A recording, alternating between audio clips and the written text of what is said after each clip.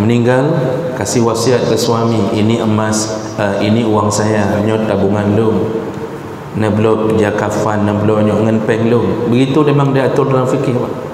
Jadi walaupun anak baik mengatakan pakai uang adik aja, jangan pakai uang mayat.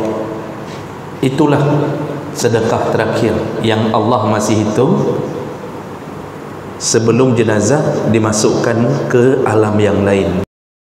Perjuanganmu membela agama, perjuanganmu menegakkan agama, itu 1 kilo sebesar sangkar burung. Silahkan baca hadisnya, maqfasa tayrin, kata Rasulullah, hanya sebesar sangkar burung. Apalagi yang kita berikan hari ini, Pak.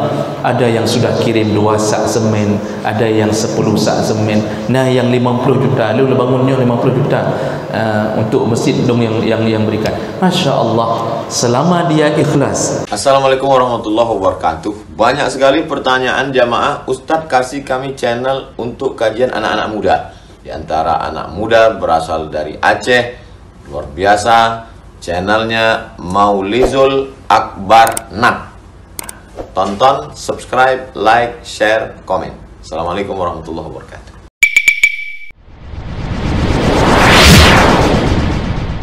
Allahumma salli wa sallim ala nabiyina wa sayyidina al-Mustafa Muhammadin wa ala alihi wa ashabihi ajma'in. Amma ba'd. Rabbi shrah li sadri wa yassir li amri wa hlul 'uqdatam min lisani yafqahu qawli. Segala puji bagi Allah, kemudian salawat dan salam pada Rasulullah, pada keluarga dan seluruh sahabat-sahabatnya. Ya Allah muliakan insyaAllah bapak-bapak dan ibu-ibu, pengurus masjid, engkau imum, dan seluruh petua-petua kampung. Dan semoga kehadiran kita tercatat di sisi Allah Subhanahu wa Ta'ala. Bapak Ibu yang Allah muliakan, kita akan lanjutkan pembahasan masih seputar tentang kemuliaan ilmu, menuntut ilmu, dan orang-orang yang alim. Di pertemuan kita yang lalu kita sudah membacakan beberapa hadis tentang hendaknya orang-orang yang berilmu meninggalkan debat kusir, itu hendaknya menjauhi keinginan suka berdebat di atas ilmu.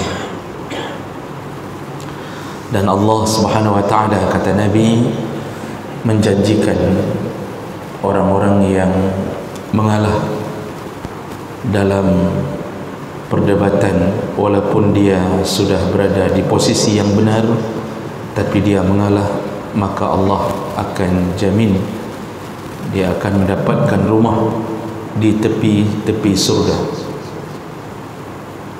Jadi dikapling rumah di surga oleh Allah, dan surga-surga yang berada di tepian. Karena kita sudah jelaskan panjang lebar, suka berdebat. Debat itu artinya diskusi tidak sehat. Kalau kita menang, maka kita akan menjadi sombong, merasa kita lebih alim. Kalau kita kalah, lalu kita merasa direndahkan, sehingga kita akan berusaha mencari cara untuk mengalahkan dia kembali. Akhirnya timbullah dendam, sengketa, hanya gara-gara terlalu banyak berdebat masalah ilmu. Yang dimaksud tentu ilmu agama, karena ilmu agama ini diturunkan untuk diamalkan, bukan untuk diperdebatkan. Dan tentu tidak bisa kita hindari masalah perbedaan pandangan. Itulah khazanah luasnya ilmu Allah. maka terjadilah khilafiyah. Dalam satu kalimat Allah bisa banyak interpretasi, banyak pemahaman. Orang-orang yang wawasannya luas banyak membaca berlapang dada dengan perbedaan. Jadi kalau kita perhatikan, hanya orang-orang yang sempit pikiran, kurang membaca, tidak banyak piknik dari satu kitab ke kitab yang lain, biasanya timbul penyakit fanatik. Dan dia padahal fanatiknya di atas sesuatu yang dia tahu saja, padahal ilmu begitu luas. Makanya beda. Orang yang sudah tinggi ilmunya biasanya tidak mempermasalahkan urusan-urusan khilafiyah. Hanya kalau mau mengamalkan ini silakan, mengamalkan itu silakan. Itu akan menenangkan hati dan juga menjaga persatuan kaum muslimin. Jadi persatuan itu lebih utama daripada bud khilafiyah. Kita ini memang disuruh oleh Allah untuk bersatu. Wa'tasimu bihablillah. Pegang teguhlah dengan satu tali Allah. Kita ini umat wahidah, satu umat. Mukmin dengan mukmin adalah saudara. Maka baik lele mempaki bab bud khilafiyah. Makanya saya pun berusaha dimanapun memberi pengajian untuk membuka pandangan agar tidak jatuh ke dalam kefanatikan, merasa kita lebih benar daripada orang lain. Karena kalau sudah sifat itu muncul, saya lebih alim, kelompok kami surga, kelompok yang lain semuanya neraka, kamilah ahlus sunnah, yang lain ahlul bid'ah. Yang menyuka muncul sifat itu, tidak ada bedanya kita dengan iblis yang mengatakan ana khairun minhu, saya lebih baik dari dia, saya lebih baik dari Adam. Disitulah kesombongan muncul. Baik, itu sekedar mengulang apa yang kita bahas di pertemuan yang lalu. Berikutnya kita masuk ke judul tentang sawabu ta'limil ilmi wa tasnifihi, yaitu tentang pahala yang didapatkan oleh orang-orang yang mengajarkan ilmu, menyebarkannya, membuat karya di atas ilmunya. Bapak Ibu yang Allah muliakan, hadis pertama yaitu hadis yang masyhur yang kita dengarkan dari Nabi, dan sering orang mendengarnya di dalam khutbah-khutbah, ceramah-ceramah, yaitu hadis dari Abi Hurairah riwayat Muslim. Rasulullah sallallahu alaihi wasallam mengatakan, iza mata ibnu Adam, kalau meninggal seorang anak Adam, inqata'a amaluh, putuslah semua amalnya. Maksud putus semua amal, ketika sakaratul maut datang, maka disitulah berhentinya kita dari beramal. Jadi kita tidak bisa lagi mendapatkan kesempatan untuk beramal di dunia. Allah beri kesempatan dari baligh sampai waktu meninggal. Jadi kalau umur kita 60, potong masa balik 15 tahun, maka kita diberi kesempatan 45 tahun untuk menumpuk-numpuk amal, mengejar-ngejar pahala.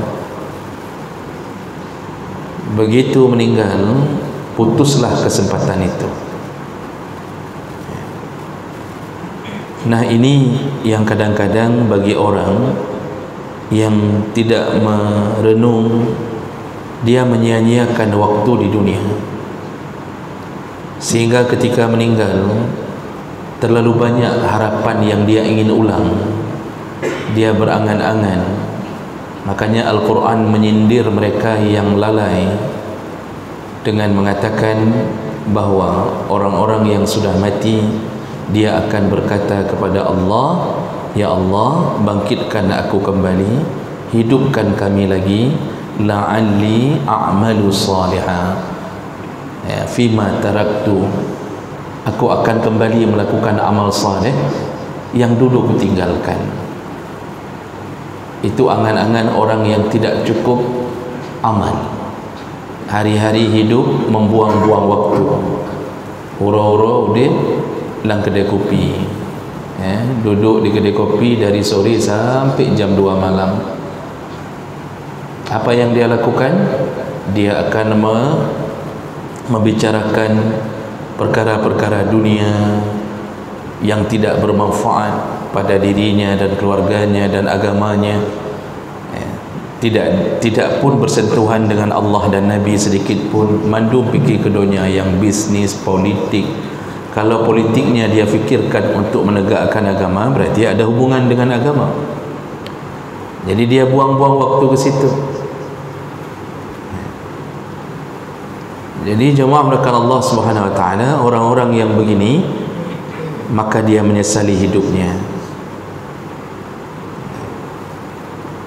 Dan inilah yang kemudian Nabi memberi sebuah ketegasan, kalau sudah mati putuslah semua amal. Itu amal terakhir yang bisa kita lakukan, adalah membeli peralatan pengurusan jenazah dengan uang kita sendiri. Yang menyuruh dalam fikih, itu disebutkan ketika sudah meninggal maka dianjurkan menggunakan uang si mayat untuk membeli, menyiapkan semua urusan pengurusan jenazah, mulai dari membeli kain kafan, kemudian membeli sabun, membeli sampo, minyak wangi untuk diletakkan kafan, kapas, kemudian nanti bayar orang untuk menggali kubur, kemudian yang memandikan jenazah kalau tidak ada yang mandikan. Macam model dari awal itu semuanya disunnah muakkadkan ambil dari harta si mayat. Itu kesepakatan para ulama, bukan dari uang anak, bukan dari uang istri. Kenapa? Para ulama mengatakan itulah sedekah terakhir dia ketika jasadnya masih ada di atas bumi. Maka dia hendak you pakai mempeng sedekah baik pakai. Ada orang masukkan sedekah ke dalam beras, uang itu pun jangan pakai untuk urusan mayat, pakai uang pribadi. Makanya ni bapak-bapak, sebelum kita meninggal kasih tahu nomor PIN ATM ke isteri. Baik Dino bahaya untuk buat mereka meninggal. Yang penting, atau kasih tahu anak-anak nyumpat ATM, PIN ATM long. Baik kabegah bakma tu mereka kabegah habis PIN long nyo. Contoh ibu-ibu juga begitu. Meninggal kasih wasiat ke suami, ini emas, ini uang saya, nyo tabungan long. Neblo dia kafan, neblo nyo ngan peng long. Begitu memang dia atur dalam fikih, Pak. Jadi walaupun anak baik mengatakan pakai uang adik aja, jangan. Pakai uang mayat. Itulah sedekah terakhir yang Allah masih hitung sebelum jenazah dimasukkan ke alam yang lain. Karena begitu sudah masuk ke liang lahat, 7 langkah berangkat, mulailah kita berada di alam yang berbeda. Lalu datanglah malaikat menanyakan semua perihal.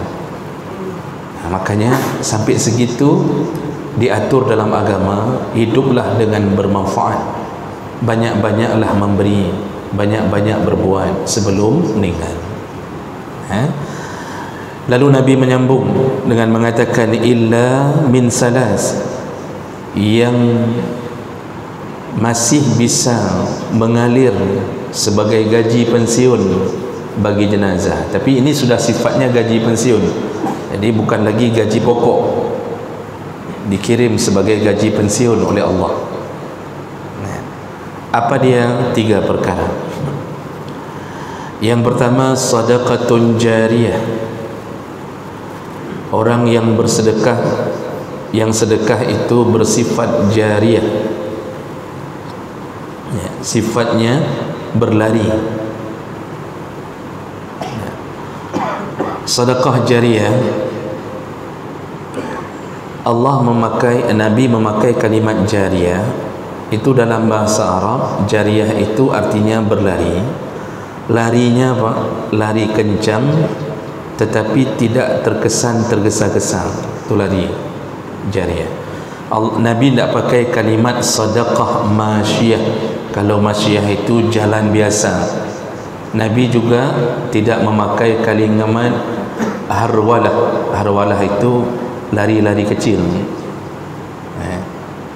Nabi juga tidak memakai kalimat khabab. Khabab itu lari kecil tapi tergesa-gesa. Lari kecil tapi tergesa-gesa. Nabi memakai kalimat yang lebih kencang. Apa dia? Jariyah. Jariyahnya lagi urung peluang mati sakit. Kayak mana kita kasih contoh lain? Lari seperti sedang tahan waktu menuju ke WC-nya jariyah ke. Makanya Allah ketika mengatakan air sungai mengalir, jannatin tajri, jara yajriyan jariyah. Jadi di bawahnya mengalir. Jadi mengalirnya air sungai seperti jalannya air sungai.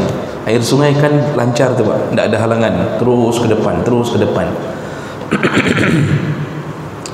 Jadi Nabi sengaja pakai kalimat ini, itu ingin memberitahu kita bahawa ketika sedekah yang pernah kita berikan di dunia itu tidak lama-lama berada di dunia, segera lari, terus lari.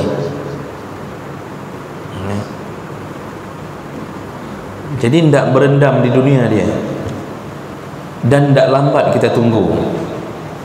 Kita tidak lambat menunggu untuk datangnya pahala itu. Jadi kita ini di alam kubur, nanti datang pahala. Karena kan begitu masuk ke alam akhirat, alam akhirat itu mulai dihitung dari alam barzakh. Nah, itu para ulama menyebutkan seperti itu. Alam akhirat mulai dihitung mulai dari alam barzakh. Kenapa disebut akhirat? Jadi rentetan akhirat itu barzakh, mahsyar, kemudian yaumul mizan, yaumul hisab, kemudian terus sampai ke surga. Itu semuanya akhirat. Kenapa disebut akhirat? Karena akhir yang tidak ada lagi kehidupan setelahnya. Tidak ada lagi kehidupan. Sudah habis, kita berada di surga, selesai. Tidak ada lagi setelah surga, engkau akan kembali lagi ke dunia. Kapan lu balik dalam dunia apa? Tidak ada lagi. Jadi khalidina fiha abada, selama-lama di surga, selama-lama. Berbahagialah mereka. Dan salah satu yang bisa mendapatkan kesempatan dan kebahagiaan itu adalah mereka yang banyak sekali sedekahnya di dunia. Dan sedekahnya sifatnya jariyah. Kalau kita buka pandangan para ulama-ulama, mereka mengatakan bahawa jariyah yang paling kuat adalah yang berbentuk wakaf. Jadi kita memberikan sesuatu kepada Allah melalui urusan-urusan yang bermanfaat kepada kemaslahatan manusia.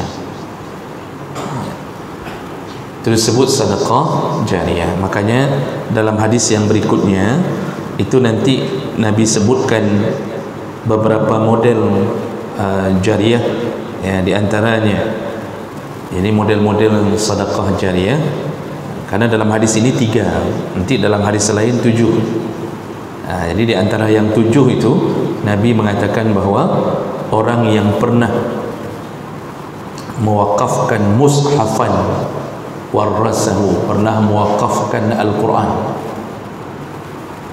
pernah mewakafkan Al-Quran. Jadi ini perlu dipikirkan dulu baik-baik. Sekarang orang wakaf Quran banyak, sampai dia pergi umrah pun dia beli Quran yang 60 rial, lalu dia letakkan di Masjidil Haram, itu disebut wakaf.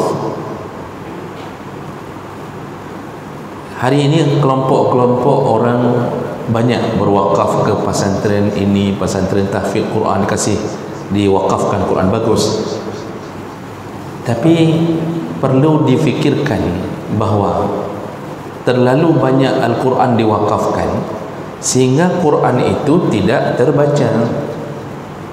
Jadi diletakkan dalam lemari di pesantren, Pak, kasri beboh Quran hasil wakaf, tapi tidak ada yang pegang, masih berbalut plastik.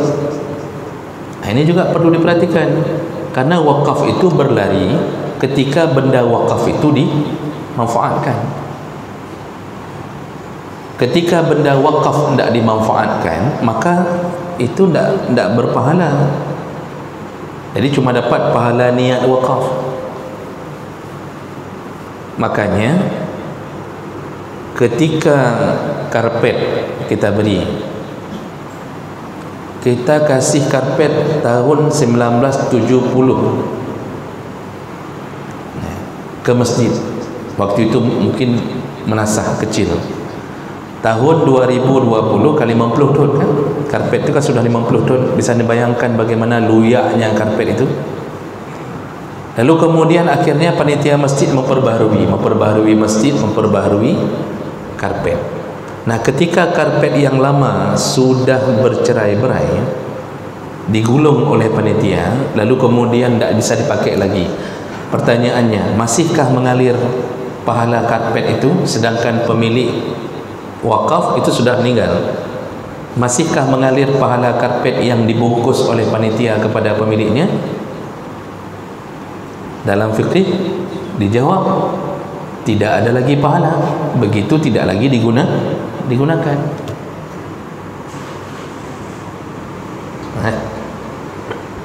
Makanya kan banyak orang dulu yang kadang-kadang mewakafkan sesuatu Al-Quran, diwakafkan Quran sudah robek-robek, sudah tidak bisa lagi digunakan, akhirnya disimpan.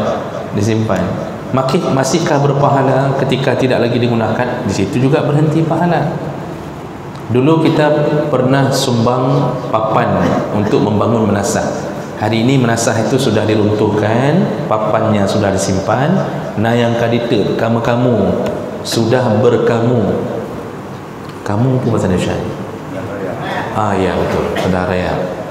Dia punya sebuah-sebuah enggak ada bahasa. Lalu sudah dicabut. Apakah pemilik papan dulu masih dapat pahala? Jawabannya tidak. Maka banyak orang komplain, apakah nak cabut karpet lu? Ya, menyuruh cabut lagi, dong pernah merepok sapu untuk segala macam. Itu memang begitu aturan dalam syariat. Tujuannya agar kita memperbaharui wakaf. Diingat Bapak Ibu, kita ini disuruh memperbaharui wakaf. Man menyo bertahan dengan karpet tahun 70-nya. Waktu kenang bak doh, waktu kena di doh kita ini, di jidat kita ini luka jidat.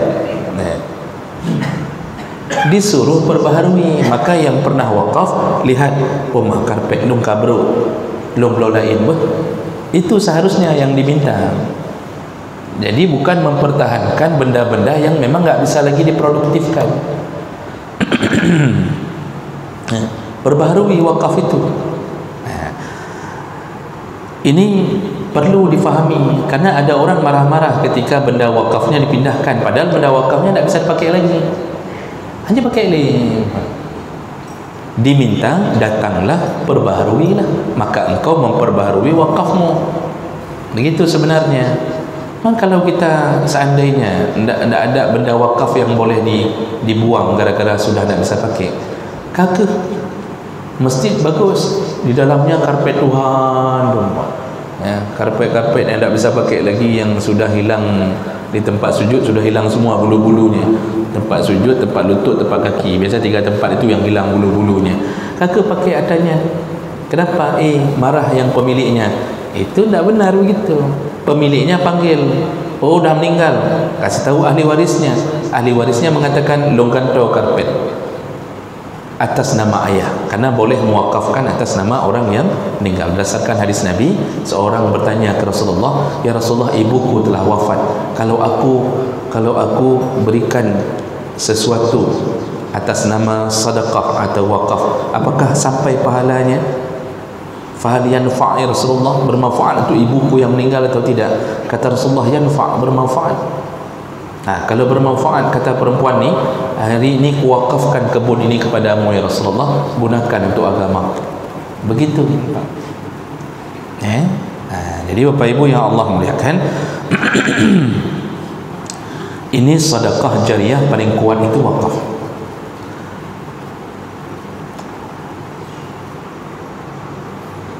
Dan apapun bentuk selain wakaf yang kita pernah berikan atas nama bentuk sedekah dan dia menetap, maka juga masuk ke jariah. Tapi tadi yang paling kuat itu wakaf.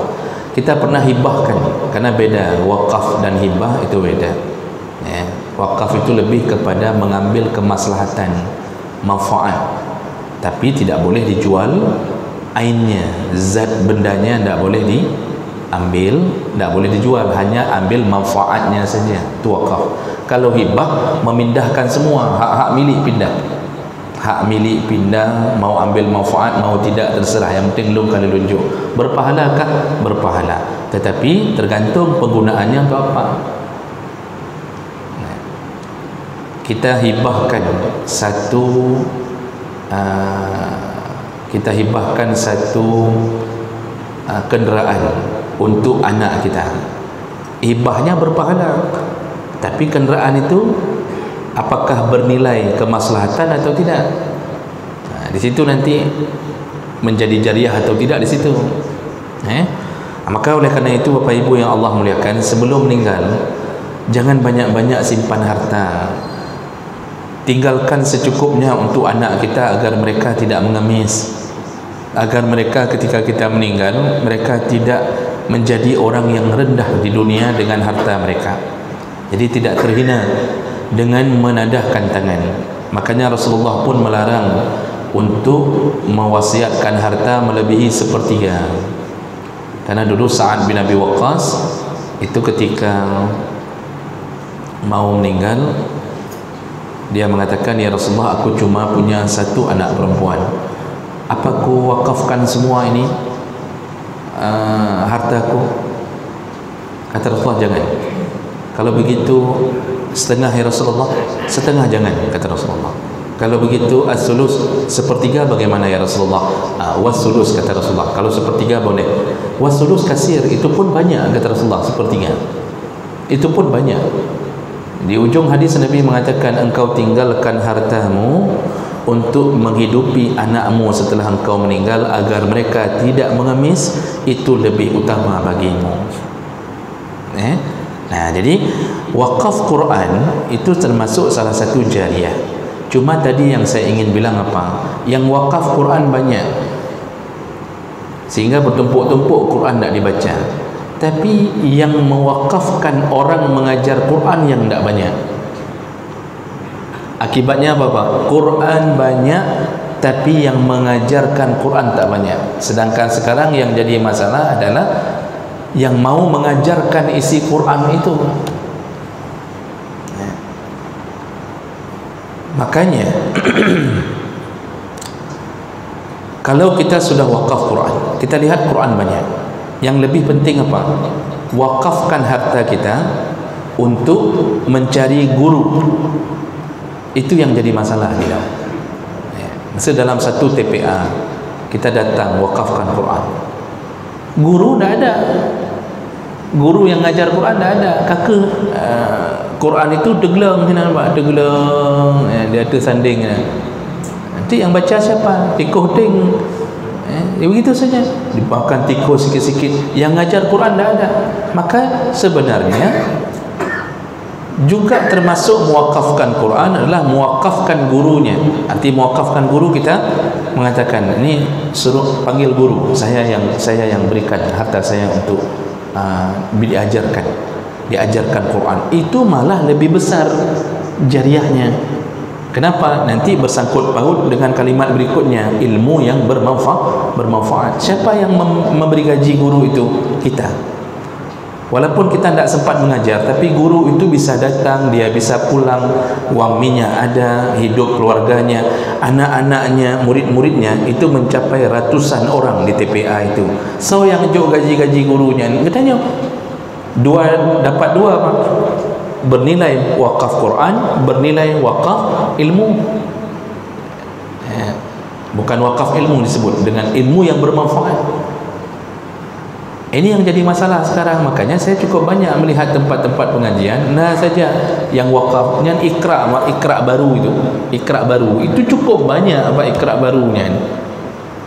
Ratusan itu tersimpan di lemari, tidak ada yang baca, masih baru-baru. Yang masalahnya apa? Nggak ada guru yang mengajarkannya. Mbak tak minta guru sekarang kita cari guru ngaji Pak, Masya Allah, susahnya minta ampun. Lebih mudah mencari guru bahasa Inggris ni. Guru ngaji susahnya minta ampun.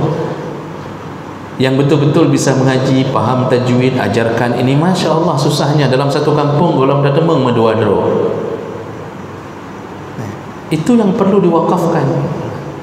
Jadi perlu dirubah cara berfikir, bagaimana cara wakafkan Quran agar bermanfaat. Lalu kemudian Nabi menyambung, ini termasuk yang sedekah jariah yang disebut Nabi di hadis yang lain, au masjidan banahu, atau engkau pernah membangun masjid. Membangun masjid tidak mesti satu masjid kita sendiri. Kata Nabi, satu tumpuk sebesar lubang dinding, sebesar lubang sangkar burung, engkau berikan sesuatu untuk masjid yang nilainya sebesar sangkar burung, maka dijamin engkau dibangun rumah oleh Allah di surga. Hadis Nabi Pak. Kita cuma punya harta untuk membeli 1 kilo semen. Datang kita ke panitia, nyumpat baklung na sekilo, dong hanapeng ulu-ulu 1 kilo semen. 1 kilo semen pada rumah. So yang makan semen 7 ribu mana? 7 ribu. 7 ribu Pak. 1 kilo waktu ketipek bab bintih masjid sebesar sangkar burung, kata Nabi. Sebesar sangkar burung. Ada semen kita di situ. Apa kata Rasulullah? Banallahu lahu baitan fil jannah. Allah bangun rumah untuknya di surga. Kan tak seimbang kan Pak? Beri satu sak semen, 1 kilo semen, dapat rumah di surga.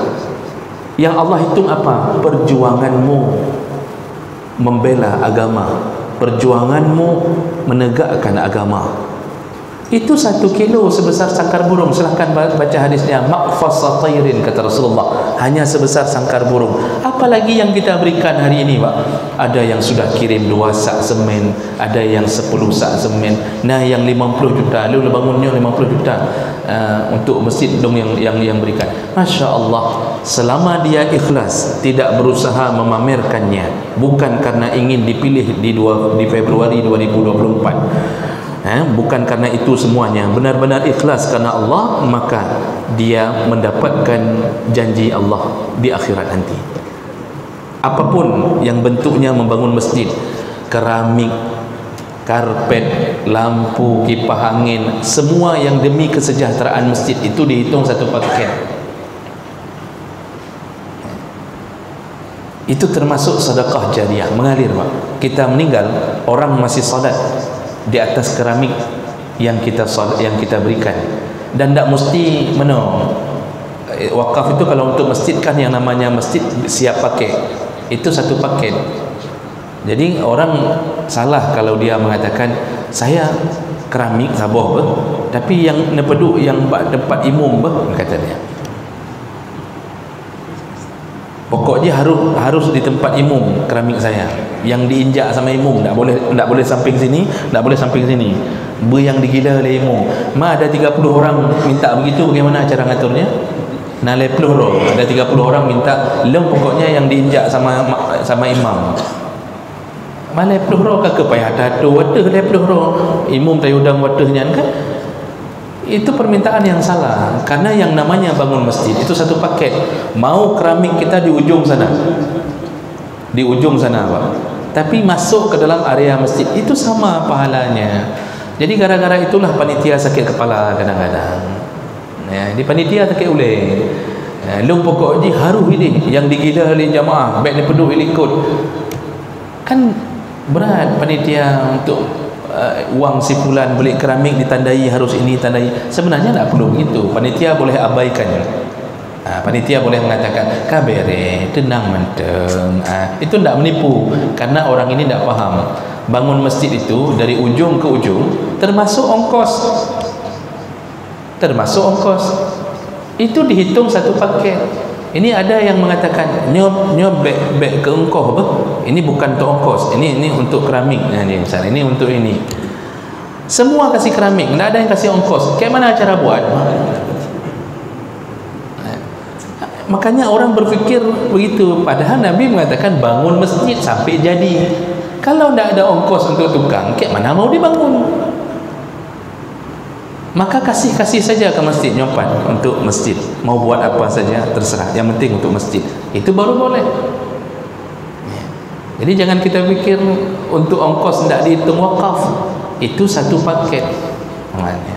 Nah, jadi Bapak Ibu yang Allah muliakan, ini disebut sedekah jariah dalam bentuk membangun masjid. Banyak-banyak bangun masjid, Pak. Ya. Banyak-banyak apapun rezeki kita itu gunakan untuk kepentingan agama, terutama rumah-rumah Allah. Kemudian yang ketiga, Nabi mengatakan au baitan li ibni sabil banahu. Pernah di dunia engkau membangun rumah singgahan untuk musafir ibnu sabil? Rumah singgahan pun dihitung wakaf.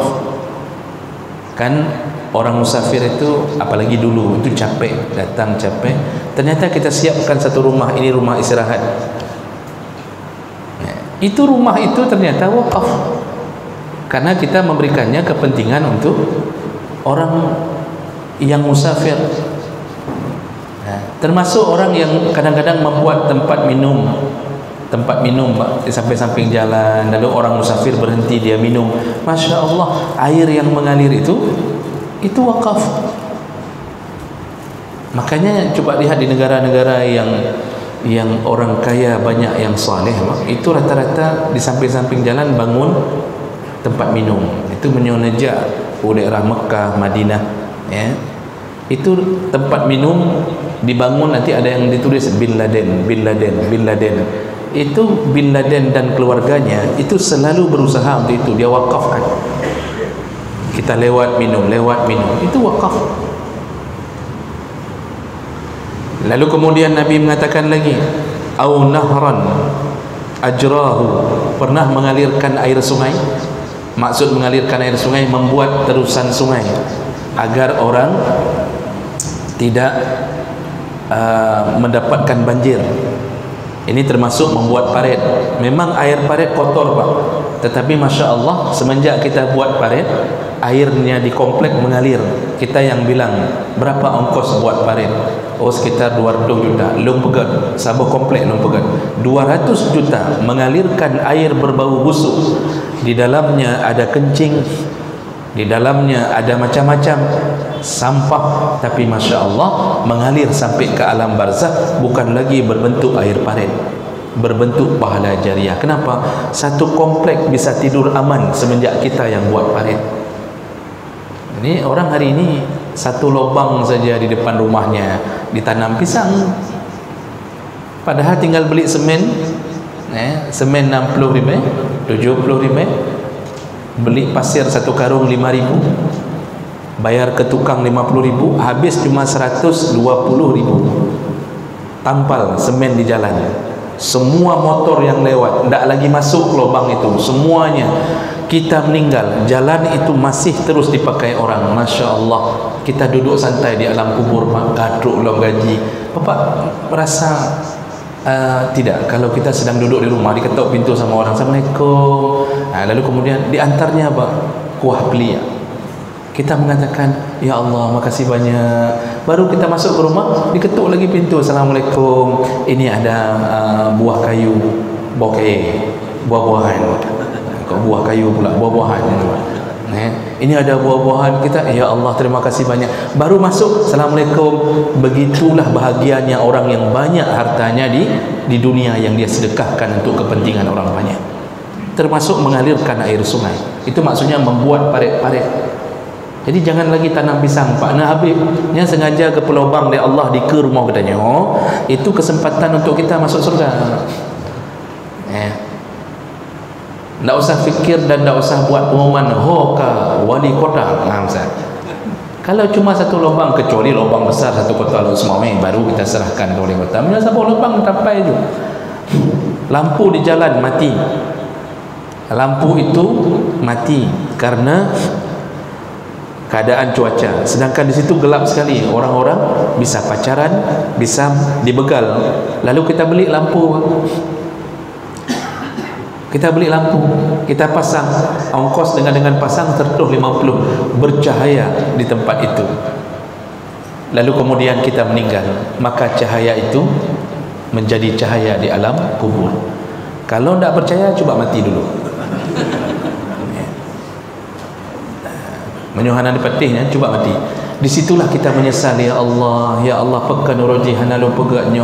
Padahal uang dalam ATM Pak, Masya Allah, mertuh juta. Tapi yang kita fikirkan bisnis dunia. Pokoknya habis bank untuk urusan-urusan dunia. Maka harus dirubah, mempersiapkan diri untuk ke akhirat. Kemudian Nabi sambung.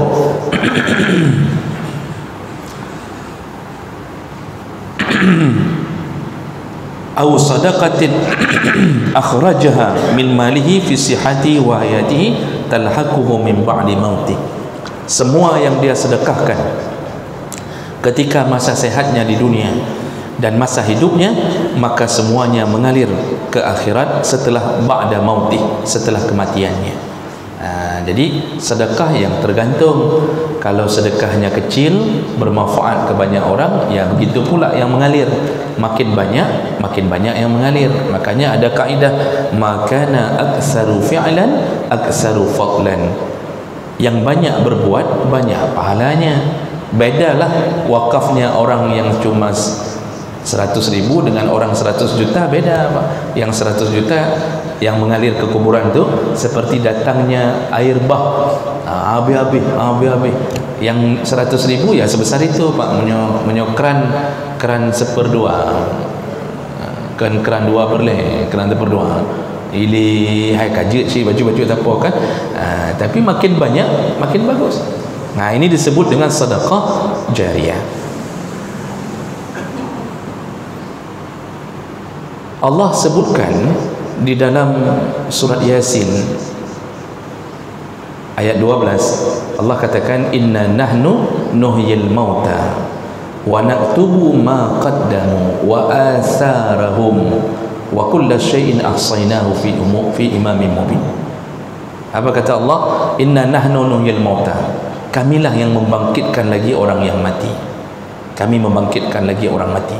Maksud Allah, kamu itu akan hidup lagi nanti di akhirat, kamu akan hidup. Di situ dulu Allah mau bilang bahwa kita tidak berakhir dengan kematian di dunia.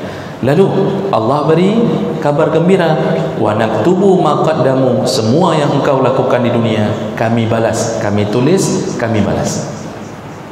Yang menariknya, bukan hanya yang kita lakukan di dunia yang Allah tulis dan Allah balas, tetapi wa atharahum, jejak-jejak kakimu. Maksudnya apa Pak? Kita udah tidak ada lagi di dunia. Tadi yang maqaddamu yang di dunia. Begitu yang sudah di dunia kita sudah tidak ada lagi, ternyata jejak kaki kita masih ditulis Allah. Apa itu jejak kaki? Ada dua makna. Yang pertama, betul-betul jejak kaki yang kita dulu pernah menginjak-injak di atas bumi menuju ke solat jamaah segala macam, yang mandum gedulih oleh Allah. Itu makna pertama. Makanya Bani Salimah di masa Nabi itu ingin pindah ke samping Masjid Nabawi karena terlalu jauh, sehingga kepala sukunya dipanggil oleh Nabi, Nabi bertanya, ballagani annakum turiduna an tantaqilu ila qurbil masjid. Ku dengarkan kalian mau pindah ke samping masjid. Kata kepala suku Bani Salimah, benar ya Rasulullah. Kata Rasulullah, jangan pindah. Jangan pindah. Kenapa? Tapak kakimu engkau jalan ke masjid setiap hari dari yang paling jauh, itu semua dicatat Allah. Makin jauh dari masjid, jamaah tak pernah berhenti, makin besar pahalanya. Maka bapak yang jauh-jauh itu jangan pindah ke samping masjid, tapi nejak masjid. Makin jauh makin besar pahala. Yang capek semakin besar pahala. Itu makna pertama. Makna kedua, jejak kaki, iaitu apa yang pernah kita tinggalkan. Macam tadi pernah wakaf sana, wakaf sini, di masjid ini, masjid itu, macam-macam. Nah, itu semua adalah jariyah. Nah, ini baru kalimat pertama dari yang Nabi sebutkan. Ada 3 perkara tadi. Yang pertama jariyah, sedangkan ini diletakkan dalam bab ilmu. Nanti yang kedua baru tentang ilmu yang bermanfaat. Tapi saya tidak sambung dulu ilmu bermanfaat karena waktu kita singkat sekali. Jadi itu dulu kalimat pertama yang perlu dipahami dengan baik. Gunakan harta untuk wakaf sebanyak-banyaknya. Dan kalau bapak tak tahu wakaf ke mana, kebetulan ini saya kasih informasi sedikit tempat wakaf. Kebetulan Lon Tuan akan mendirikan pesantren. Sekarang kami dalam usaha membebaskan tanah. Jadi pemilik tanah itu telah mewakafkan tanahnya 9.000 meter. Tapi beliau punya tanah 1,8 hektar. 9.000 diwakafkan, 9.000 dijual. Harganya 60.000 per meter. Dan kami sedang berjuang untuk mengumpulkan donasi karena kami nak mampu. Kami cuma punya ide dan keinginan mendirikan pesantren di dunia. Persiapan bekal untuk meninggal. Jadi 60.000 per meter. Sampai kemarin, jadi dibutuhkan dana total 540 juta. 60 kali 9.000 meter. Sedangkan yang baru terkumpul sampai tadi malam 260 juta. Itu pun karena ada satu orang yang mewakafkan 100 juta. Alhamdulillah. Jadi kami masih terus berjuang bagi bapak ibu yang mungkin ingin bergabung untuk mendapatkan kemuliaan di akhirat. Maka boleh untuk ikut mewakafkan, boleh per meter.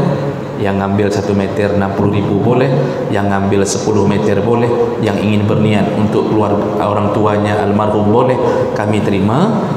Nanti ada boleh WA, nanti saya berikan nomor rekening yayasan. Jadi bukan ke rekening saya, ke rekening yayasan, karena telah kamu pedang yayasan.